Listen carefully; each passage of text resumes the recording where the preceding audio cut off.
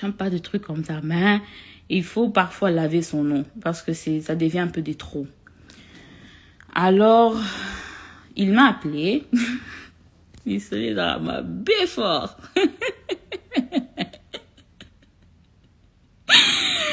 Oh mon Dieu. Il m'a appelé.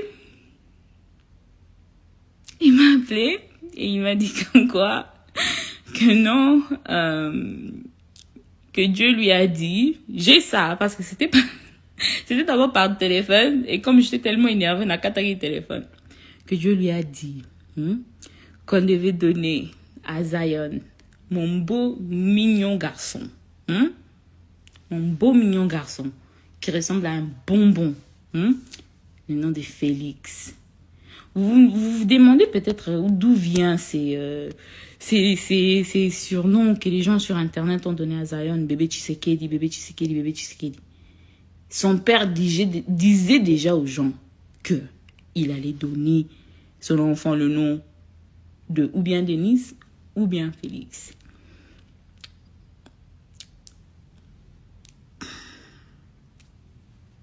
Et j'étais catégorique. J'ai dit non. J'ai dit non, on s'est chamaillé, mais je me suis imposée. Je lui ai dit non, si tu tiens vraiment à ce que cet enfant il porte le nom de Félix, matin avion, viens remplir les certificats de naissance. Viens remplir les certificats. Yakayo moko kuma Félix. Pour ngamo penyel. Ngakanda makel. Kakanda makelanga. Na kokalanga de. Et tu peux voir comment écrire sur un certificat de naissance. Félix. Et c'est dû à ça qu'on s'était chamaillé. Je dis non. Il a dit non, tu vas pas donner à mon enfant le nom de Zion. Regardez d'abord, tu vas pas donner à mon enfant le nom de Zion parce que Zion a d'origine rastafarienne. Tu vois les gens au Jamaïque et tout ça. Vous vous imaginez, Pasteur Nabino, il sait pas que le nom Zion, Sion en français, la montagne de Sion, c'est un nom hébreu, un nom biblique qui est dans la Bible. Ok?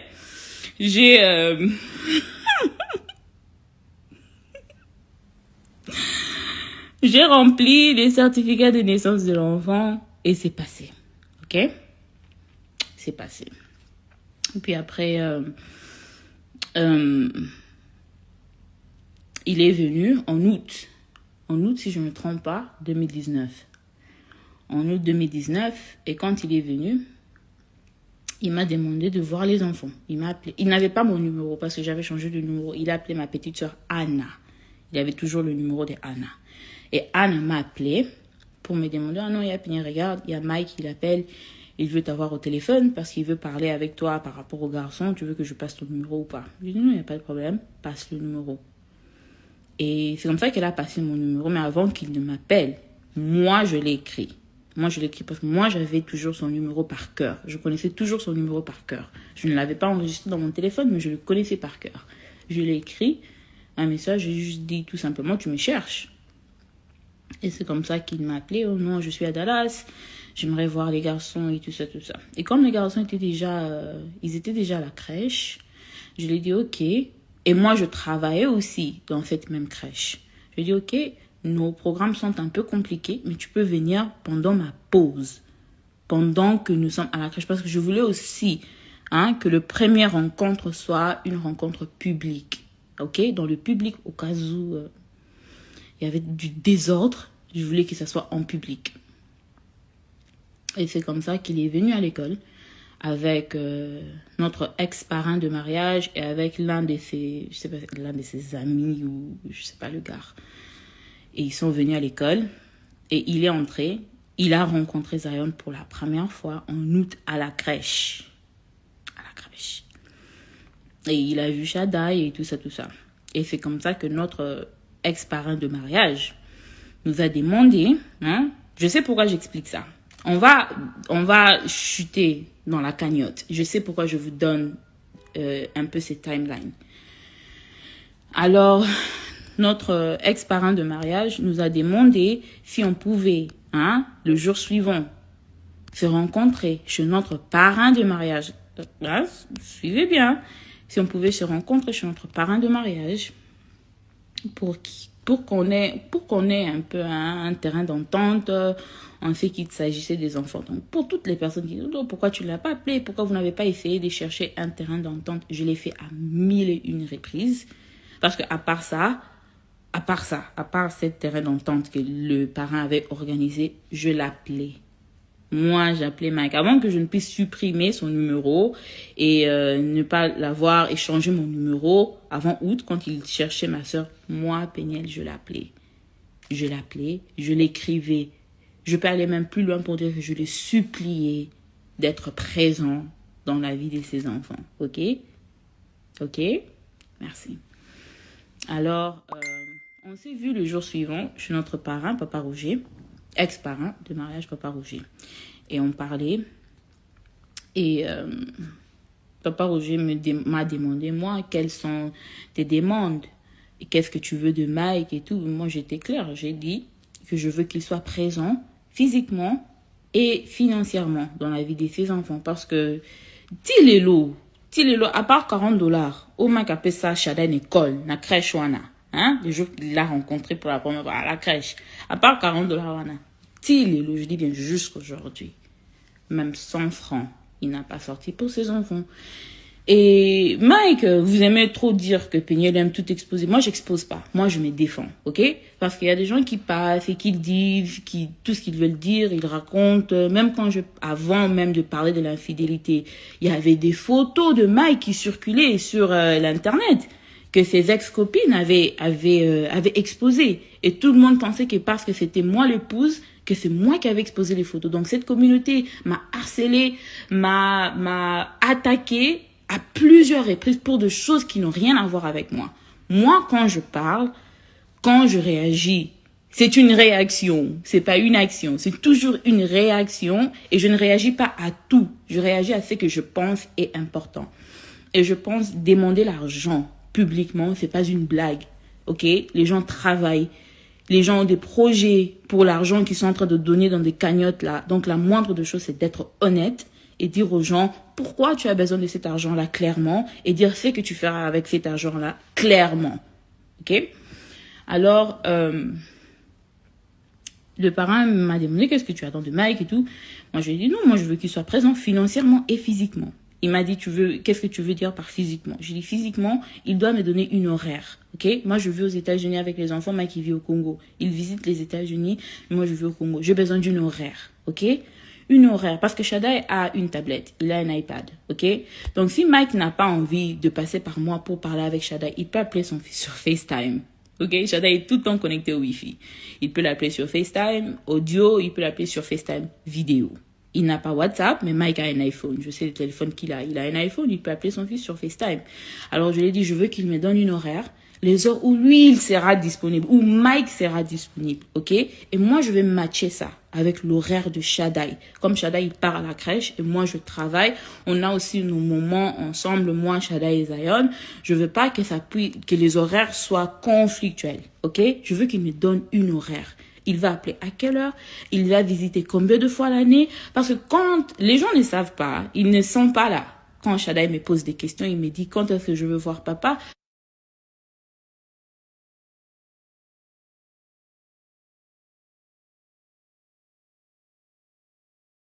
Tu penses venir aux États-Unis combien de fois par année? C'est quoi ton programme par rapport à ces enfants? Tu dois avoir un programme. Tu as des enfants qui vivent dans un autre pays, tu dois avoir un programme. Tu dois savoir que je serai avec eux dans telle période, je vais appeler à telle heure, à telle heure. On doit être organisé parce qu'on n'est pas ensemble. On doit être organisé pour qu'on ait quelque chose à dire aux enfants.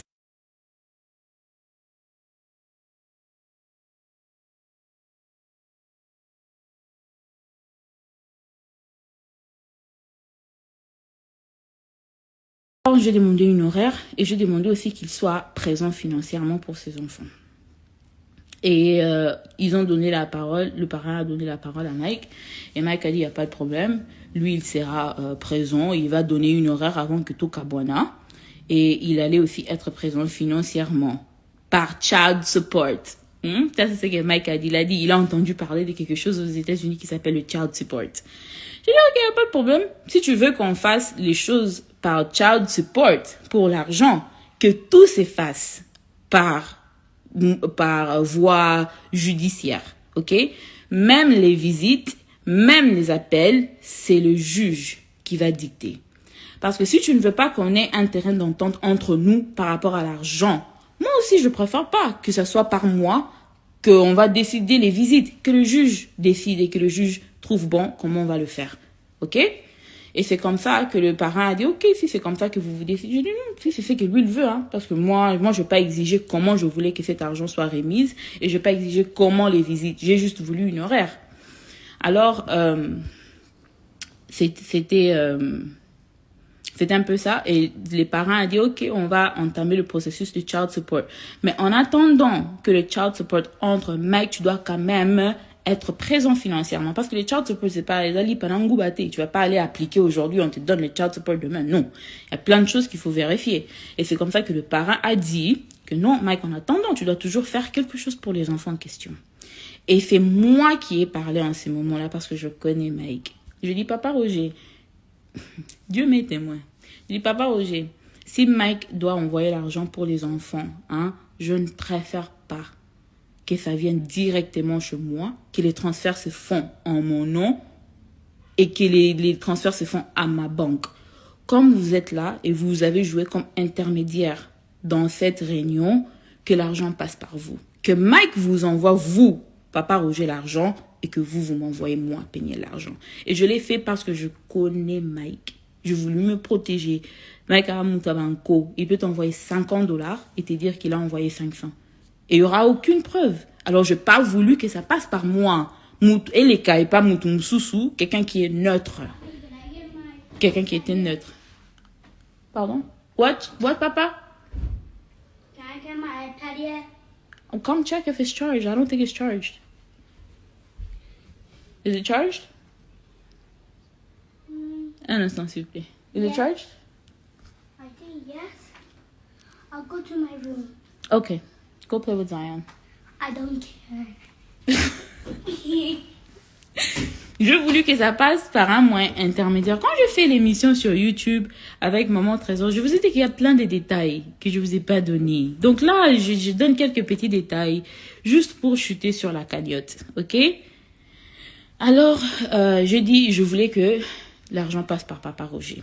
Et aussi, ok? Et aussi, pendant cette même réunion-là, Papa Roger avait Zion dans ses mains et il a mis sur sa jambe. Il a mis Zion sur sa jambe. Et Mike a posé la question. Calculez bien, août, on est en août. Zion est né en février. Donc en août, il a combien de mois? February, March, April, May, June, July, August. Ok? Donc en août, c'est un peu tôt. Mais en août, Mike a posé la question, pourquoi Zion n'arrivait pas à redresser son dos et pourquoi il n'arrivait pas à s'asseoir. À chaque fois qu'on le mettait sur la jambe, il avait tendance à faire genre, comme si Azokukaku, il n'arrivait pas à soutenir le poids de son propre corps. Il n'arrivait pas à s'asseoir. 6 mois pour d'autres personnes. Et puis c'était fin août aussi. C'était fin août, début de septembre, quelque chose comme ça. Je ne sais pas la date exacte, mais je sais que c'était août-septembre parce que les enfants avaient déjà commencé à la crèche, ils avaient déjà commencé l'année scolaire. Au niveau de sa colonne vertébrale.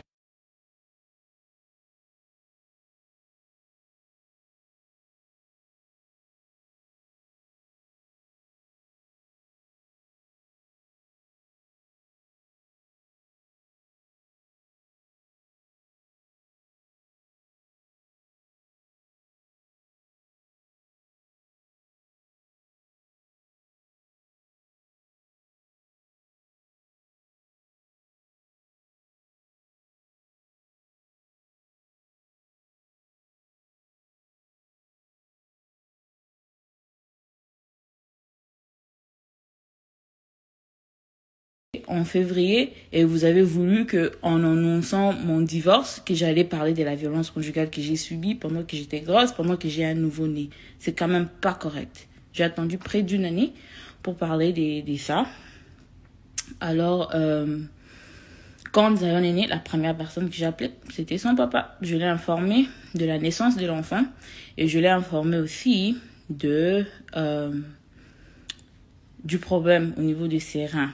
Et on s'est chamaillé ces jours-là. C'est l'une des choses qui avait vraiment confirmé et concrétisé la séparation. On s'est chamaillé pendant que j'étais encore à l'hôpital. On s'est tellement chamaillé que ma tension avait monté, que mon médecin avait refusé que je parle encore au téléphone avec lui, vu que je venais d'accoucher. Donc même pas une journée pleine. C'était 3 ou 4 heures après. Donc après la naissance, on m'a transféré des chambres. Quand j'étais située dans la maternité, c'est quand j'ai pris le téléphone et que j'ai appelé Mike. D'abord, je l'ai pas appelé, il était tard. Il était tard chez nous. Alors, je lui ai fait un message. Voilà, je lui ai fait un message. Je l'ai appelé. Je l'avais appelé, il n'avait pas décroché. Et puis, je lui ai fait un message et puis il m'a rappelé. OK? On s'est chamaillé pourquoi? On s'est chamaillé à cause du nom de l'enfant. Il y a beaucoup de gens qui se promènent. Il y a beaucoup de gens. D'abord, premièrement, une chose que vous ne savez pas, la confusion au niveau du sexe de l'enfant. Tout le monde pensait que Zion était une fille. Je n'ai jamais adressé pourquoi les gens pensaient que Zion était une fille. Les gens pensaient que Zion était une fille parce que son papa, qui ne connaissait pas son sexe. Donc, vous comprenez un peu le niveau de l'irresponsabilité. Même dans la grossesse, tu connais pas le sexe de l'enfant. Son papa disait aux gens que Zion était une fille. Et moi aussi, il faut ça là-bas, tout le monde, je n'ai rien dit. Je n'ai pas révélé le sexe de l'enfant. J'ai révélé le sexe de l'enfant quand j'ai révélé la première photo. Mais quand l'enfant est né, bien sûr que j'ai dit à son papa, le Zion va bien, c'est un bébé garçon et tout. Mais Mouto a bandé que non, Zion était une fille. C'était son papa. Parce que je sais pas, peut-être il voulait une fille. L'un des musiciens de Shekina, de son orchestre, ils m'ont appelé, ils m'ont dit que non, Dieu m'a montré, non, Maestro nous a dit, Maestro, c'est ce qu'ils appellent Mike, Maestro nous a dit que Dieu l'a montré que l'enfant c'est une petite fille. Et si la fille doit naître, il faut donner à la fille le nom de Denise. OK? Ça surkilait partout sur les nets que le bébé devait être une fille et que le bébé devait s'appeler Denise. Ngapenko, naloba elogote. OK. Si vous allez appeler le bébé Denis, Dalimino, ok? J'ai rien dit. Alors, l'enfant est né un garçon et tout, et on parlait au téléphone.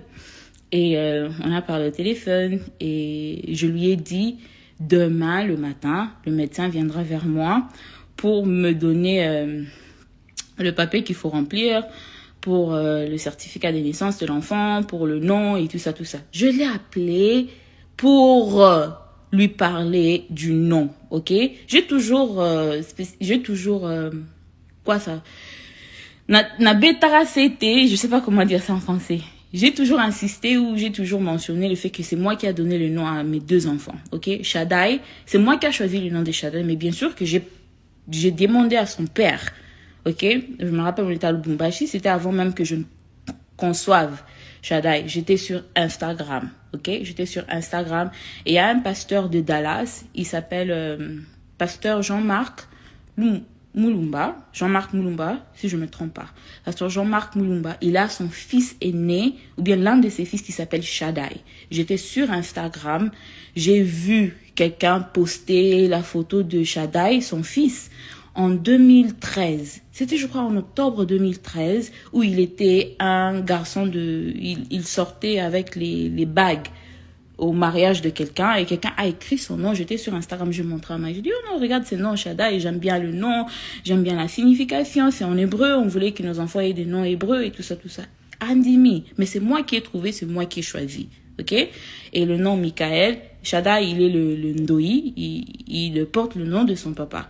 J'aime pas trop le nom Mike pour un enfant, alors on a opté pour Michael. Et puis Shaddai, il est Shaddai Michael Kalambai Wa Kalambai. Il porte le nom de son père. Et c'est moi qui ai choisi ça.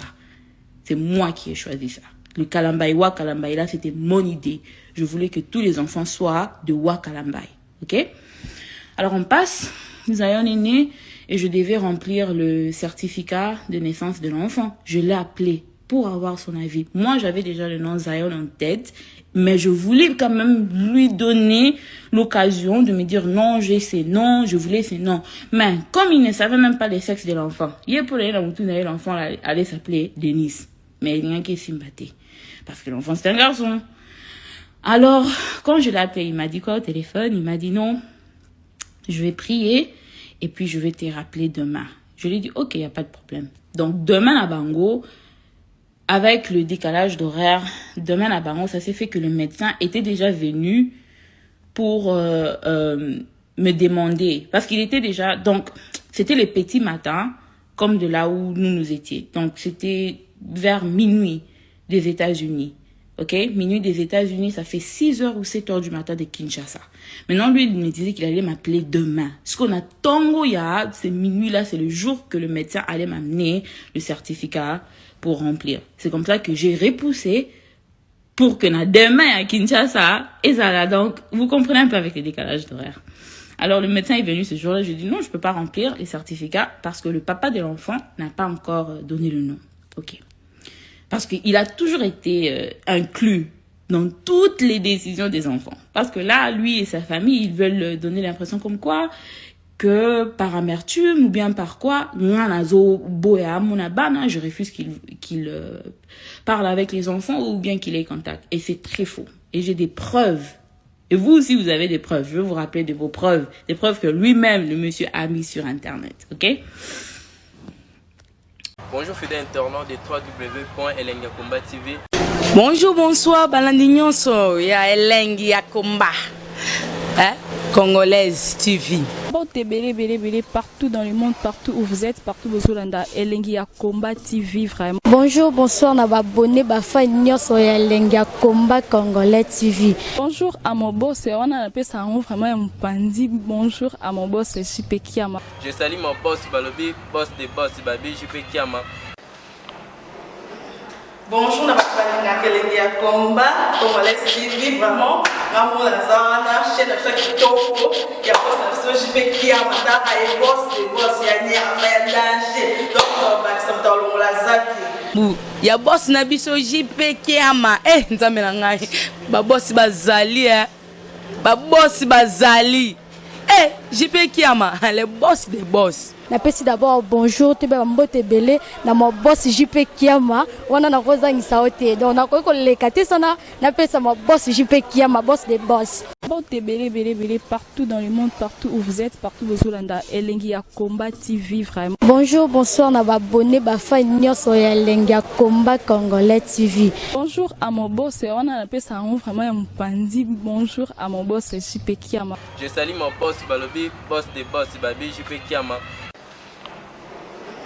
Bonjour, on a appelé Elengiakomba Congolais TV, vraiment. Maman la zana, chaîne de ceux qui topo, il y a boss de JP Kiama, il y a boss de boss, il y a un danger. Donc, ça me donne la zaki. Ya boss na biso JP Kiama nzambe na ngai ba boss bazali ba boss bazali JP Kiama le boss des boss. Napesi d'abord bonjour te ba mbote belé na mo boss JP Kiama wana na kozangisa ote donc na ko lekate sana napesa mo boss JP Kiama boss des boss.